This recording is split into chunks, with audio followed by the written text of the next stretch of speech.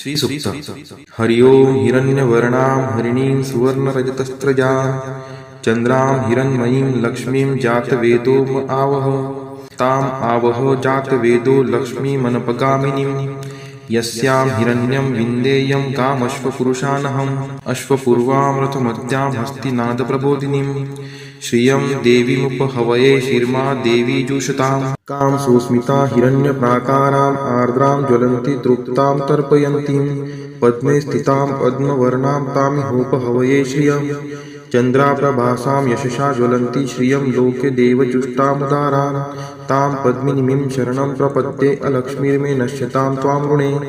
आदित्यवर्णे तपसोऽधिजातो वनस्पतिस्थो वृक्षोत बिल्वः तस्य फलानि तपसा नुदन्तु मायान्तरायाच्च बाह्या अलक्ष्मीः उपैतु मां देवसखः कीर्तिश्च मणिना सह प्रादुर्भूतोऽस्मि राष्ट्रेऽस्मिन् कीर्तिमृद्धिं ददातु मे क्षुत्पिपासामलां ज्येष्ठाम् अलक्ष्मीं नाशयाम्यहम् अभूतिं समृद्धिं च सर्वा निर्नुद्मे गृहात् गन्धद्वारां दुराधर्षां निष्टपुष्टां करीषिणीम् ईश्वरी सर्वभूतानां तामिहोपहवये श्रियं मनसः काममाकुतिं वाचः सत्यमशीमहि पशूनां रूपमन्नस्य मयि श्रीक्षयतां यशः कर्दमेन प्रजावृता मयि सम्भवकर्दम श्रियं वासय मे कुले मातरं पद्ममालिनीम् आपः स्रजन्तु स्निग्धानि चिक्लितवसमे गृहे नीचदेवीं मातरं श्रियं वासय मे कुले आर्द्रायः करणीं यष्टिं सुवर्णां हेमालिनीं सूर्यां हिरण्मयीं लक्ष्मीं जातवेदो म आवह आर्द्रां पुष्करिणीं पुष्टिं पिङ्गलां पद्ममालिनीं चन्द्रां हिरण्मयीं लक्ष्मीं जातवेदो म आवह तां म आवह जातवेदो लक्ष्मीमनपगामिनीं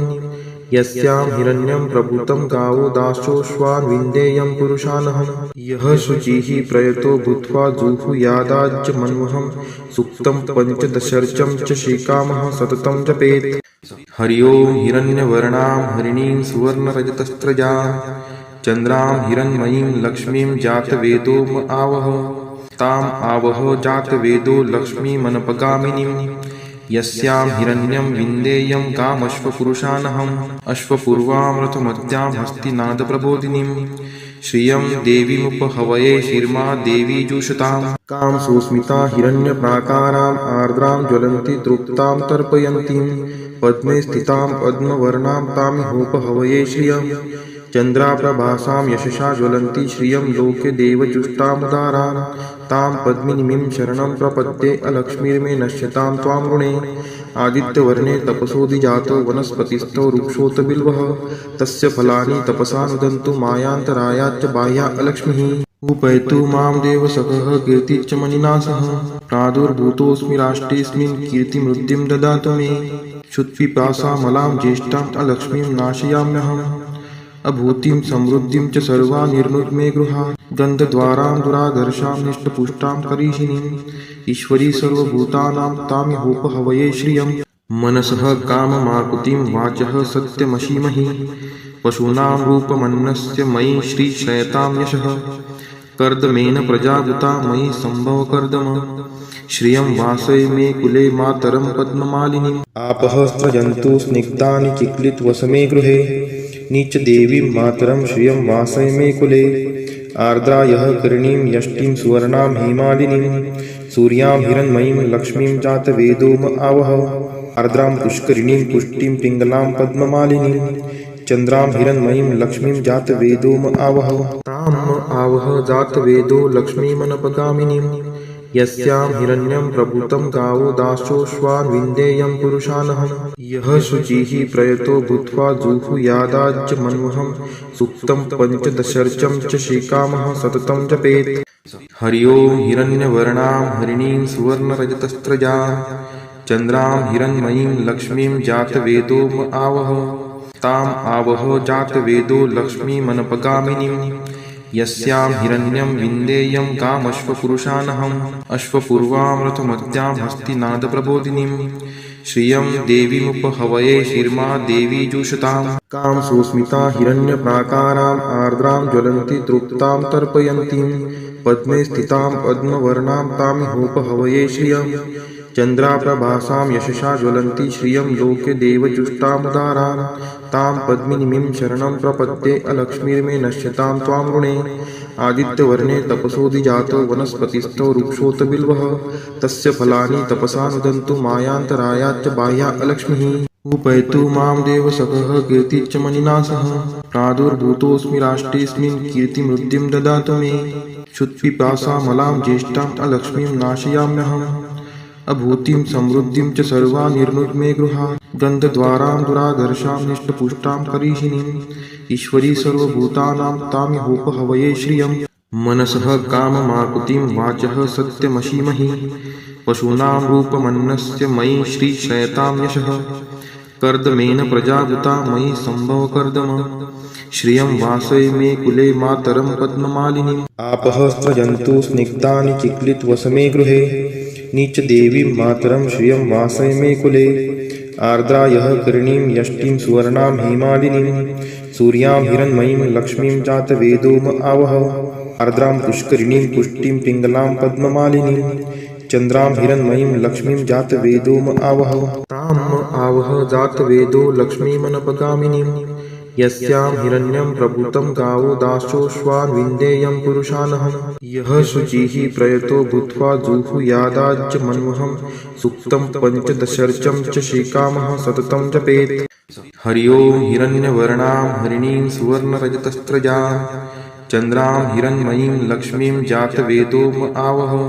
ताम् आवह जातवेदो लक्ष्मीमनपगामिनीं यस्यां हिरण्यं विन्देयं कामश्वपुरुषानहम् अश्वपूर्वां रथमत्यां हस्तिनादप्रबोधिनीं श्रियं देवीमुपहवये शिर्मा देवी जुषताम् कां सुस्मिता हिरण्यप्राकाराम् आर्द्रां ज्वलन्ति तृप्तां तर्पयन्तीं पद्मे स्थितां पद्मवर्णां तामिहोपहवये श्रियं चन्द्राप्रभासां यशसा ज्वलन्ति श्रियं लोके देवजुष्टामुदारां तां पद्मिनीं शरणं प्रपद्ये अलक्ष्मीर्मे नश्यतां त्वां ऋणे आदित्यवर्णे तपसोऽधिजातो वनस्पतिस्थो वृक्षोऽत बिल्वः तस्य फलानि तपसा नुदन्तु मायान्तरायाच्च बाह्या अलक्ष्मीः उपैतु मां देवसखः कीर्तिश्च मणिना सह प्रादुर्भूतोऽस्मि राष्ट्रेऽस्मिन् कीर्तिमृद्धिं ददातु मे क्षुत्पिपासामलां ज्येष्ठाम् अलक्ष्मीं नाशयाम्यहम् अभूतिं समृद्धिं च सर्वा निर्नुद्मे गृहात् गन्धद्वारां दुराधर्षां निष्टपुष्टां करीषिणीम् ईश्वरी सर्वभूतानां तामिहोपहवये श्रियम् मनसः काममाकुतिं वाचः सत्यमशीमहि पशूनां रूपमन्नस्य मयि श्रीशयतां यशः कर्दमेन प्रजाभूता मयि सम्भव कर्दम श्रियं वासय मे कुले मातरं पद्ममालिनीम् आपः स्रजन्तु स्निग्धानि चिक्लितवसमे गृहे नीच देवीं मातरं श्रियं वासय मे कुले आर्द्रायः करणीं यष्टिं सुवर्णां हेमालिनीं सूर्यां हिरण्मयीं लक्ष्मीं जातवेदोम आवह आर्द्रां पुष्करिणीं पुष्टिं पिङ्गलां पद्ममालिनीं चन्द्रां हिरण्मयीं लक्ष्मीं जातवेदोम आवह ताम् आवह जातवेदो लक्ष्मीमनपगामिनीं यस्यां हिरण्यं प्रभूतं गावो दासोऽश्वान् विन्देयं पुरुषानहं यः शुचिः प्रयतो भूत्वा जुहुयादाज्य मन्वहं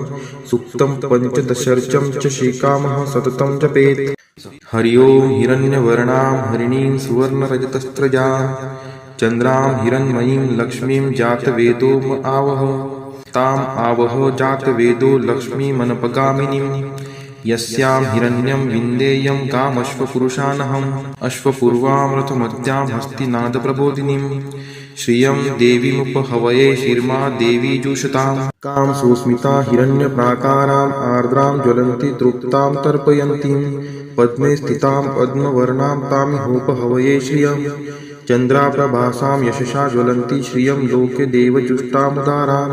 तां पद्मिनीं शरणं प्रपद्ये अलक्ष्मीर्मे नश्यतां त्वां ऋणे आदित्यवर्णे तपसोऽधिजातो वनस्पतिस्थो वृक्षोऽत बिल्वः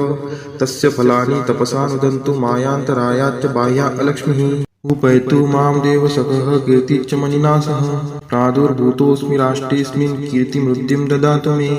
क्षुत्पिपासामलां ज्येष्ठाम् अलक्ष्मीं नाशयाम्यहम् अभूतिं समृद्धिं च सर्वा निर्नुद्मे गृहात् गन्धद्वारां दुराधर्षां निष्टपुष्टां करीषिणीम् ईश्वरी सर्वभूतानां तामिहोपहवये श्रियम् मनसः काममाकुतिं वाचः सत्यमशीमहि पशूनां रूपमन्नस्य मयि श्रीशयतां यशः कर्दमेन प्रजाभूता मयि सम्भव कर्दम श्रियं वासय मे कुले मातरं पद्ममालिनीम् आपः स्रजन्तु स्निग्धानि चिक्लितवसमे गृहे नीचदेवीं मातरं श्रियं वासय मे कुले आर्द्रा यः करणीं यष्टिं सुवर्णां हेमालिनीं सूर्यां हिरण्मयीं लक्ष्मीं जातवेदोम आवह आर्द्रां पुष्करिणीं पुष्टिं पिङ्गलां पद्ममालिनीं चन्द्रां हिरण्मयीं लक्ष्मीं जातवेदोम आवह ताम् आवह जातवेदो लक्ष्मीमनपगामिनीं यस्यां हिरण्यं प्रभूतं गावो दासोऽश्वान् विन्देयं पुरुषानहं यः शुचिः प्रयतो भूत्वा जुहुयादाज्य मन्वहं सुक्तं पञ्चदशर्चं च श्रीकामः सततं जपेत् हरि ओं हिरण्यवर्णां हरिणीं सुवर्णरजतस्त्रजां चन्द्रां हिरण्मयीं लक्ष्मीं जातवेदोम आवह ताम् आवह जातवेदो लक्ष्मीमनपगामिनीं यस्यां हिरण्यं विन्देयं कामश्वपुरुषानहम् अश्वपूर्वामृतमद्यां हस्तिनादप्रबोधिनीं श्रियं देवीमुपहवये शिर्मा देवी जुषताम् कां सुस्मिता हिरण्यप्राकाराम् आर्द्रां ज्वलन्ति तृप्तां तर्पयन्तीं पद्मे स्थितां पद्मवर्णां तामिहोपहवये श्रियं चन्द्राप्रभासां यशसा ज्वलन्ति श्रियं लोके देवजुष्टामुदारान् तां पद्मिनीं शरणं प्रपद्ये अलक्ष्मीर्मे नश्यतां त्वां ऋणे आदित्यवर्णे तपसोऽधिजातो वनस्पतिस्थो वृक्षोऽत बिल्वः तस्य फलानि तपसा नुदन्तु मायान्तरायाच्च बाह्या अलक्ष्मीः उपैतु मां देवशकः कीर्तिश्च मणिना सह प्रादुर्भूतोऽस्मि राष्ट्रेऽस्मिन् कीर्तिमृद्धिं ददातु मे क्षुत्पिपासामलां ज्येष्ठाम् अलक्ष्मीं नाशयाम्यहम् अभूतिं समृद्धिं च सर्वा निर्नुद्मे गृहात् गन्धद्वारां दुराधर्षां निष्टपुष्टां करीषिणीम् ईश्वरी सर्वभूतानां तामिहोपहवये श्रियं मनसः काममाकुतिं वाचः सत्यमशीमहि पशूनां रूपमन्नस्य मयि श्रीशयतां यशः कर्दमेन प्रजावृता मयि सम्भवकर्दम श्रियं वासय मे कुले मातरं पद्ममालिनीम् आपः स्रजन्तु स्निग्धानि चिक्लितवसमे गृहे नीचदेवीं मातरं श्रियं वासय मे कुले आर्द्रा यः करणीं यष्टिं सुवर्णां हेमालिनीं सूर्यां हिरण्मयीं लक्ष्मीं जातवेदोम आवह आर्द्रां पुष्करिणीं पुष्टिं पिङ्गलां पद्ममालिनीं चन्द्रां हिरण्मयीं लक्ष्मीं जातवेदोम आवह ताम् आवह जातवेदो लक्ष्मीमनपगामिनीं यस्यां हिरण्यं प्रभूतं गावो दासोऽश्वान् विन्देयं पुरुषानहं यः शुचिः प्रयतो भूत्वा जुहुयादाज्य मन्वहं सुक्तं पञ्चदशर्चं च श्रीकामः सततं जपेत् हरि ओं हिरण्यवर्णां हरिणीं सुवर्णरजतस्त्रजां चन्द्रां हिरण्मयीं लक्ष्मीं जातवेदोम आवह ताम् आवह जातवेदो लक्ष्मीमनपगामिनीं यस्यां हिरण्यं विन्देयं कामश्वपुरुषानहम् अश्वपूर्वामृतमद्यां हस्तिनादप्रबोधिनीं श्रियं देवीमुपहवये शिर्मा देवी जुषताम् कां सुस्मिता हिरण्यप्राकाराम् आर्द्रां ज्वलन्ति तृप्तां तर्पयन्तीं पद्मे स्थितां पद्मवर्णां तामिहोपहवये श्रियं चन्द्राप्रभासां यशसा ज्वलन्ति श्रियं लोके देवजुष्टामुदारान् तां पद्मिनीं शरणं प्रपद्ये अलक्ष्मीर्मे नश्यतां त्वां ऋणे आदित्यवर्णे तपसोऽधिजातो वनस्पतिस्थो वृक्षोऽत बिल्वः तस्य फलानि तपसा नुदन्तु मायान्तरायाच्च बाह्या अलक्ष्मीः उपैतु मां देवशकः कीर्तिश्च मणिना सह प्रादुर्भूतोऽस्मि राष्ट्रेऽस्मिन् कीर्तिमृद्धिं ददातु मे क्षुत्पिपासामलां ज्येष्ठाम् अलक्ष्मीं नाशयाम्यहम् अभूतिं समृद्धिं च सर्वा निर्नुद्मे गृहात् गन्धद्वारां दुराधर्षां निष्टपुष्टां करीषिणीम् ईश्वरी सर्वभूतानां तामिहोपहवये श्रियं मनसः काममाकुतिं वाचः सत्यमशीमहि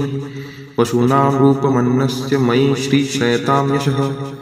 कर्दमेन प्रजावृता मयि सम्भवकर्दम श्रियं वासय मे कुले मातरं पद्ममालिनीम् आपः स्रजन्तु स्निग्धानि चिक्लितवसमे गृहे नीचदेवीं मातरं श्रियं वासय मे कुले आर्द्रा यः करणीं यष्टिं सुवर्णां हेमालिनीं सूर्यां हिरण्मयीं लक्ष्मीं जातवेदोम आवह आर्द्रां पुष्करिणीं पुष्टिं पिङ्गलां पद्ममालिनीं चन्द्रां हिरण्मयीं लक्ष्मीं जातवेदोम आवह ताम् आवह जातवेदो लक्ष्मीमनपगामिनीं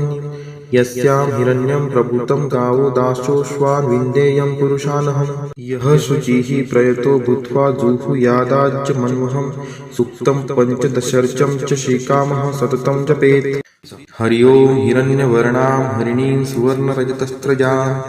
चन्द्रां हिरण्मयीं लक्ष्मीं जातवेदो आवह ताम् आवह जातवेदो लक्ष्मीमनपगामिनीं यस्यां हिरण्यं विन्देयं कामश्वपुरुषानहम् अश्वपूर्वां रथमद्यां हस्तिनादप्रबोधिनीं श्रियं देवीमुपहवये शिर्मा देवी जुषताम् कां सुस्मिता हिरण्यप्राकाराम् आर्द्रां ज्वलन्ति तृप्तां तर्पयन्तीं पद्मे स्थितां पद्मवर्णां तामिहोपहवये श्रियं चन्द्राप्रभासां यशसा ज्वलन्ति श्रियं लोके देवजुष्टामुदारां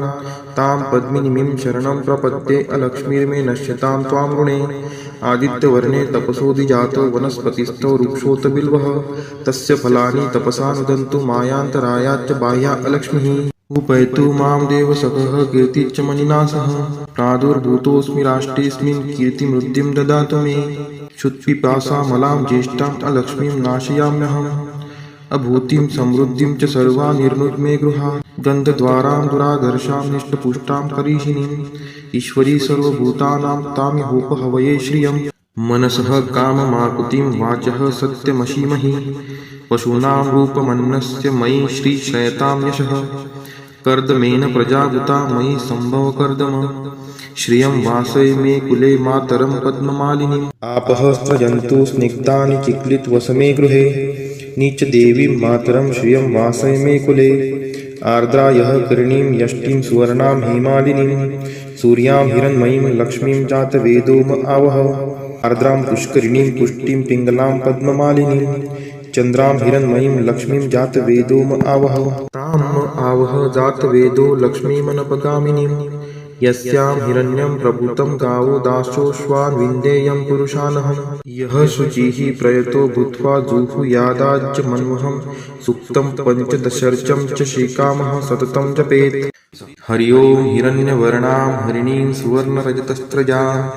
चन्द्रां हिरण्मयीं लक्ष्मीं जातवेदो आवह ताम् आवह जातवेदो लक्ष्मीमनपगामिनीं यस्यां हिरण्यं विन्देयं कामश्वपुरुषानहम् अश्वपूर्वां रथमद्यां हस्तिनादप्रबोधिनीं श्रियं देवीमुपहवये शिर्मा देवी जुषताम् कां सुस्मिता हिरण्यप्राकाराम् आर्द्रां ज्वलन्ति तृप्तां तर्पयन्तीं पद्मे स्थितां पद्मवर्णां तामिहोपहवये श्रियं चन्द्राप्रभासां यशसा ज्वलन्ति श्रियं लोके देवजुष्टामुदारां तां पद्मिनीं शरणं प्रपद्ये अलक्ष्मीर्मे नश्यतां त्वां ऋणे आदित्यवर्णे तपसोऽधिजातो वनस्पतिस्थो वृक्षोऽत बिल्वः तस्य फलानि तपसा नुदन्तु मायान्तरायाच्च बाह्या अलक्ष्मीः उपैतु मां देवसखः कीर्तिश्च मणिना सह प्रादुर्भूतोऽस्मि राष्ट्रेऽस्मिन् कीर्तिमृद्धिं ददातु मे क्षुत्पिपासामलां ज्येष्ठाम् अलक्ष्मीं नाशयाम्यहम् अभूतिं समृद्धिं च सर्वा निर्नुद्मे गृहात् गन्धद्वारां दुराधर्षां निष्टपुष्टां करीषिणीम् ईश्वरी सर्वभूतानां तामिहोपहवये श्रियं मनसः काममाकुतिं वाचः सत्यमशीमहि पशूनां रूपमन्नस्य मयि श्रीश्रयतां यशः कर्दमेन प्रजावृता मयि सम्भवकर्दम श्रियं वासय मे कुले मातरं पद्ममालिनीम् आपः स्रजन्तु स्निग्धानि चिक्लितवसमे गृहे नीचदेवीं मातरं श्रियं वासय मे कुले आर्द्रायः करीणीं यष्टिं सुवर्णां हेमालिनीं सूर्यां हिरण्मयीं लक्ष्मीं जातवेदो आवह आर्द्रां पुष्करिणीं पुष्टिं पिङ्गलां पद्ममालिनीं चन्द्रां हिरण्मयीं लक्ष्मीं जातवेदो आवह ताम् आवह जातवेदो लक्ष्मीमनपगामिनीं यस्यां हिरण्यं प्रभूतं गावो दासोऽश्वान् विन्देयं पुरुषानहम् यः शुचिः प्रयतो भूत्वा जुहुयादाज्य मन्वहं सुक्तं पञ्चदशर्चं च श्रीकामः सततं जपेत् हरि ओं हिरण्यवर्णां हरिणीं सुवर्णरजतस्रजां चन्द्रां हिरण्मयीं लक्ष्मीं जातवेदो आवह ताम् आवह जातवेदो लक्ष्मीमनपगामिनीं यस्यां हिरण्यं विन्देयं कामश्वपुरुषानहम् अश्वपूर्वां रथमद्यां हस्तिनादप्रबोधिनीं श्रियं देवीमुपहवये शिर्मा देवी जुषताम् कां सुस्मिता हिरण्यप्राकाराम् आर्द्रां ज्वलन्ति तृप्तां तर्पयन्तीं पद्मे स्थितां पद्मवर्णां तामिहोपहवये श्रियं चन्द्राप्रभासां यशसा ज्वलन्ति श्रियं लोके देवजुष्टामुदारां तां पद्मिनीं शरणं प्रपद्ये अलक्ष्मीर्मे नश्यतां त्वां ऋणे आदित्यवर्णे तपसोऽधिजातो वनस्पतिस्थो वृक्षोऽत बिल्वः तस्य फलानि तपसा नुदन्तु मायान्तरायाच्च बाह्या अलक्ष्मीः उपैतु मां देवसखः कीर्तिश्च मणिनासः प्रादुर्भूतोऽस्मि राष्ट्रेऽस्मिन् कीर्तिमृद्धिं ददातु मे क्षुत्पिपासामलां ज्येष्ठाम् अलक्ष्मीं नाशयाम्यहम् अभूतिं समृद्धिं च सर्वा निर्नुद्मे गृहात् गन्धद्वारां दुराधर्षां निष्टपुष्टां करीषिणीम् ईश्वरी सर्वभूतानां तामिहोपहवये श्रियम् मनसः काममाकुतिं वाचः सत्यमशीमहि पशूनां रूपमन्नस्य मयि श्रीशयतां यशः कर्दमेन प्रजावृता मयि सम्भवकर्दम श्रियं वासय मे कुले मातरं पद्ममालिनीम् आपः स्रजन्तु स्निग्धानि चिक्लितवसमे गृहे नीचदेवीं मातरं श्रियं वासय मे कुले आर्द्रायः करणीं यष्टिं सुवर्णां हेमालिनीं सूर्यां हिरण्मयीं लक्ष्मीं जातवेदोम आवह आर्द्रां पुष्करिणीं पुष्टिं पिङ्गलां पद्ममालिनीं चन्द्रां हिरण्मयीं लक्ष्मीं जातवेदोम आवह ताम् आवह जातवेदो लक्ष्मीमनपगामिनीं यस्यां हिरण्यं प्रभूतं गावो दासोऽश्वान् विन्देयं पुरुषानहं यः शुचिः प्रयतो भूत्वा जुहुयादाज्य मन्वहं सुक्तं पञ्चदशर्चं च श्रीकामः सततं जपेत् हरि ओं हिरण्यवर्णां हरिणीं सुवर्णरजतस्रजां चन्द्रां हिरण्मयीं लक्ष्मीं जातवेदोम आवह ताम् आवह जातवेदो लक्ष्मीमनपगामिनीं यस्यां हिरण्यं विन्देयं कामश्वपुरुषानहम् अश्वपूर्वां रथमद्यां हस्तिनादप्रबोधिनीं श्रियं देवीमुपहवये शिर्मा देवी जुषताम् कां सुस्मिता हिरण्यप्राकाराम् आर्द्रां ज्वलन्ति तृप्तां तर्पयन्तीं पद्मे स्थितां पद्मवर्णां तामिहोपहवये श्रियम् चन्द्राप्रभासां यशसा ज्वलन्ति श्रियं लोके देवजुष्टामुदारान् तां पद्मिनीं शरणं प्रपद्ये अलक्ष्मीर्मे नश्यतां त्वां ऋणे आदित्यवर्णे तपसोऽधिजातो वनस्पतिस्थो वृक्षोऽत बिल्वः तस्य फलानि तपसा नुदन्तु मायान्तरायाच्च बाह्या अलक्ष्मीः उपैतु मां देवसखः कीर्तिश्च मणिनासः प्रादुर्भूतोऽस्मि राष्ट्रेऽस्मिन् कीर्तिमृद्धिं ददातु मे क्षुत्पिपासामलां ज्येष्ठाम् अलक्ष्मीं नाशयाम्यहम् अभूतिं समृद्धिं च सर्वा निर्नुद्मे गृहात् गन्धद्वारां दुराधर्षां निष्टपुष्टां करीषिणीम् ईश्वरी सर्वभूतानां तामिहोपहवये श्रियम् मनसः काममाकुतिं वाचः सत्यमशीमहि पशूनां रूपमन्नस्य मयि श्रीशयतां यशः कर्दमेन प्रजावृता मयि सम्भवकर्दम श्रियं वासय मे कुले मातरं पद्ममालिनीम् आपः स्रजन्तु स्निग्धानि चिक्लितवसमे गृहे नीचदेवीं मातरं श्रियं वासय मे कुले आर्द्रायः करणीं यष्टिं सुवर्णां हेमालिनीं सूर्यां हिरण्मयीं लक्ष्मीं जातवेदोम आवह आर्द्रां पुष्करिणीं पुष्टिं पिङ्गलां पद्ममालिनीं चन्द्रां हिरण्मयीं लक्ष्मीं जातवेदोम आवह ताम् आवह जातवेदो लक्ष्मीमनपगामिनीं यस्यां हिरण्यं प्रभूतं गावो दासोऽश्वान् विन्देयं पुरुषानहं यः शुचिः प्रयतो भूत्वा जुहुयादाज्य मन्वहं सुक्तं पञ्चदशर्चं च श्रीकामः सततं जपेत् हरि ओं हिरण्यवर्णां हरिणीं सुवर्णरजतस्रजां चन्द्रां हिरण्मयीं लक्ष्मीं जातवेदोम आवह ताम् आवह जातवेदो लक्ष्मीमनपगामिनीं यस्यां हिरण्यं विन्देयं कामश्वपुरुषानहम् अश्वपूर्वां रथमद्यां हस्तिनादप्रबोधिनीं श्रियं देवीमुपहवये शिर्मा देवी जुषताम् कां सुस्मिता हिरण्यप्राकाराम् आर्द्रां ज्वलन्ति तृप्तां तर्पयन्तीं पद्मे स्थितां पद्मवर्णां तामिहोपहवये श्रियम् चन्द्राप्रभासां यशसा ज्वलन्ति श्रियं लोके देवजुष्टामुदारान् तां पद्मिनीं शरणं प्रपद्ये अलक्ष्मीर्मे नश्यतां त्वां ऋणे आदित्यवर्णे तपसोऽधिजातो वनस्पतिस्थो वृक्षोऽत बिल्वः तस्य फलानि तपसा नुदन्तु मायान्तरायाच्च बाह्या अलक्ष्मीः उपैतु मां देवसखः कीर्तिश्च मणिनासः प्रादुर्भूतोऽस्मि राष्ट्रेऽस्मिन् कीर्तिमृद्धिं ददातु मे क्षुत्पिपासामलां ज्येष्ठाम् अलक्ष्मीं नाशयाम्यहम् अभूतिं समृद्धिं च सर्वा निर्नुद्मे गृहात् गन्धद्वारां दुराधर्षां निष्टपुष्टां करीषिणीम् ईश्वरी सर्वभूतानां तामिहोपहवये श्रियम् मनसः काममाकुतिं वाचः सत्यमशीमहि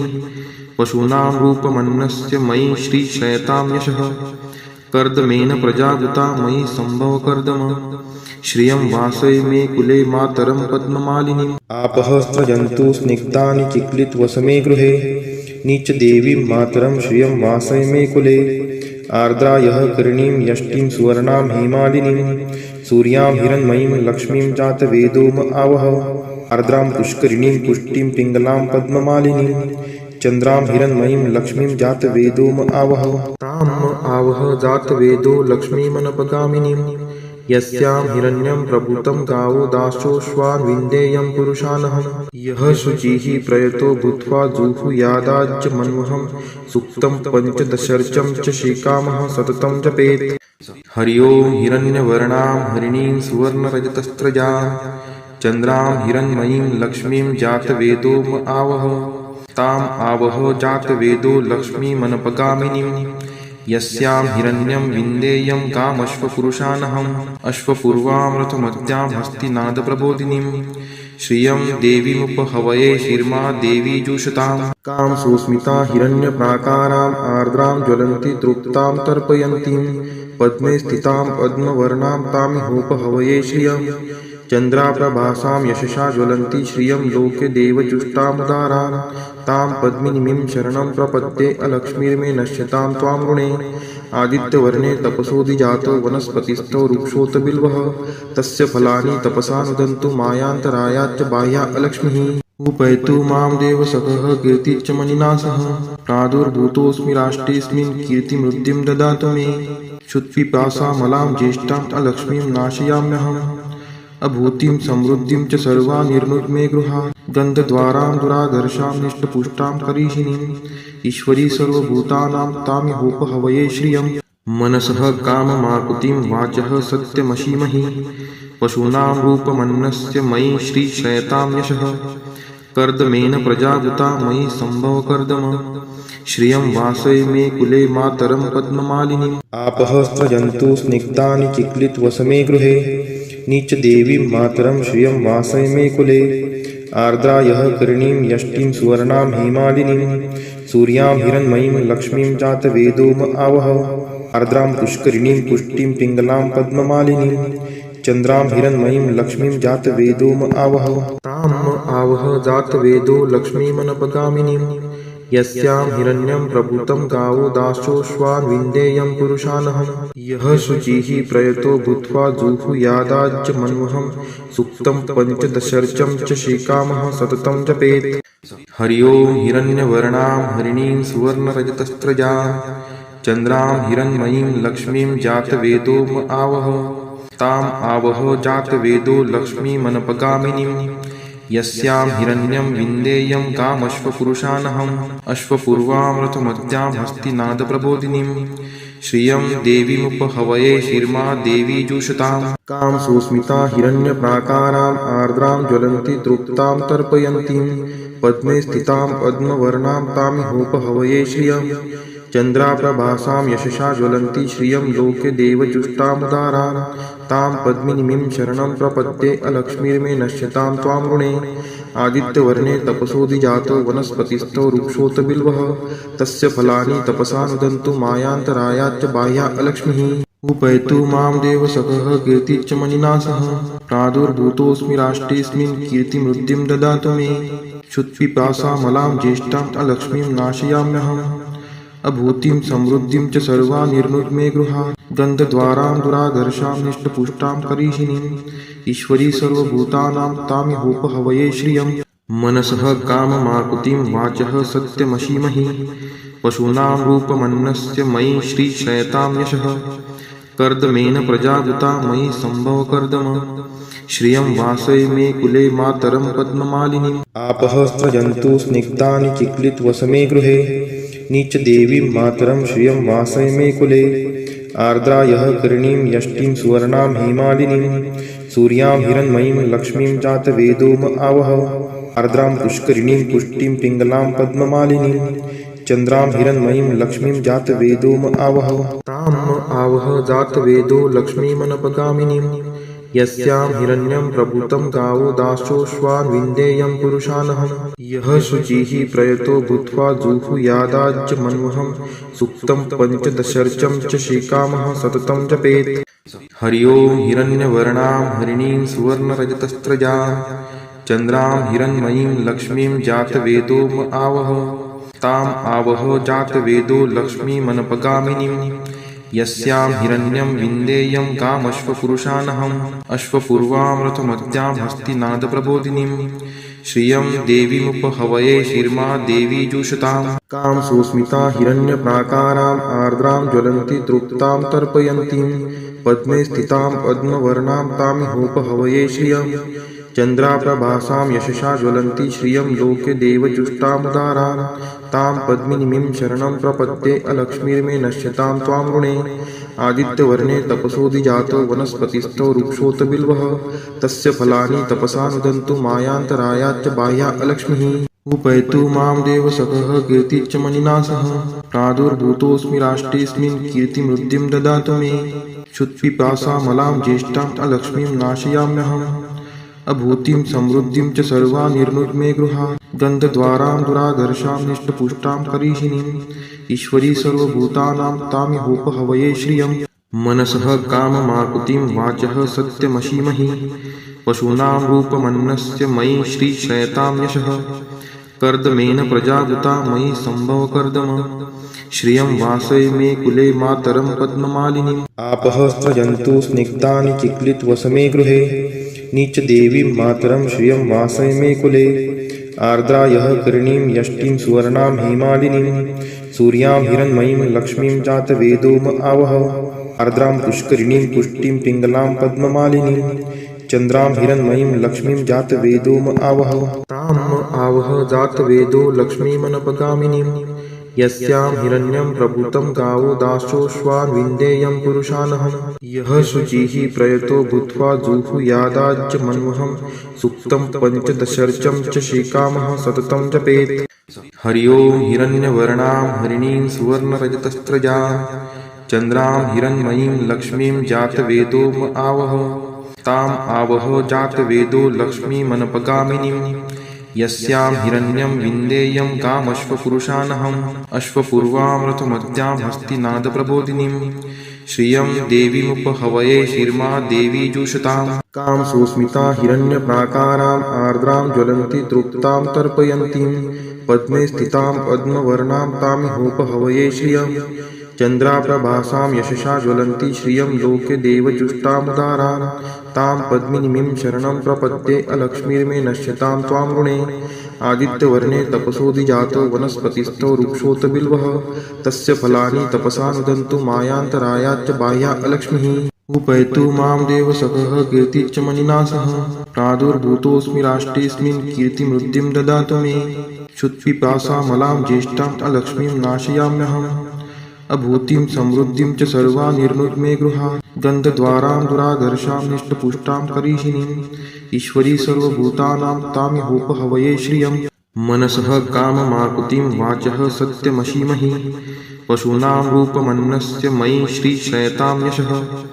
कर्दमेन प्रजावृता मयि सम्भवकर्दम श्रियं वासय मे कुले मातरं पद्ममालिनीम् आपः स्रजन्तु स्निग्धानि चिक्लितवसमे गृहे नीच देवीं मातरं श्रियं वासय मे कुले आर्द्रा यः करीणीं यष्टिं सुवर्णां हेमालिनीं सूर्यां हिरण्मयीं लक्ष्मीं जातवेदो आवह आर्द्रां पुष्करिणीं पुष्टिं पिङ्गलां पद्ममालिनीं चन्द्रां हिरण्मयीं लक्ष्मीं जातवेदो आवह ताम् आवह जातवेदो लक्ष्मीमनपगामिनीं यस्यां हिरण्यं प्रभूतं गावो दासोऽश्वान् विन्देयं पुरुषानहम् यः शुचिः प्रयतो भूत्वा जुहुयादाज्यमन्वहं सुक्तं पञ्चदशर्चं च श्रीकामः सततं जपेत्। फलश्रुति पद्मानने पद्मपुरु पद्माक्षि पद्मसंभवे तन्मे भजसि पद्माक्षि येन सौख्यमलभाम्यहम् अश्वदायै गोदायै धनदायै महाधने धनं मे लभतां देवी सर्वकामान् च देहि मे पद्मानने पद्मविपद्मपत्रे पद्मप्रिये पद्मदलायताक्षी विश्वप्रिये विष्णुनोनुकुले त्वत्पाद पद्ममयी सन्निधत्स्व पुत्रं पौत्रं धनं धान्यं हस्त्यश्वादिगवे रथं प्रजानां भवसि माता आयुष्मन्तं करोतु मे धनम् अग्निर्धनं वायुर्धनं सूर्यो धनं वसुः धनम् इन्द्रो बृहस्पतिर्वरुणं धनम् अस्तु मे वैनतेय सोमं पिबतु वृत्रः सोमं धनस्य सोमिनो मह्यं ददातु सोमिनः न क्रोधो न च मात्सर्यं न लोभो नाशुभा मतिः भवन्ति कृतपुण्यानां भक्तानां श्रीसूक्तं जपेत् सरसीजनीलये सरोजहस्ते धवलतरांशुकगन्धमाल्यशोभे भगवती हरिवल्लभे मनोज्ञे त्रिभुवनभूतिकरी प्रसीद मह्यं विष्णुपतिं क्षमां देवीं माधवीं माधवप्रियां लक्ष्मीं प्रियसखीं देवी नामाम्यच्युतवल्लभां महालक्ष्मी च विद्महे विष्णुपत्नी च धीमहि तन्नो लक्ष्मीः प्रचोदयात् श्रीवर्चस्वम् आयुष्यम् आरोग्यमाविधात् शोभमानं महीयते धान्यं धनं पशुं बहुपुत्रलाभं शतसंवत्सरं दीर्घमायुः इति श्रीसूक्तम्।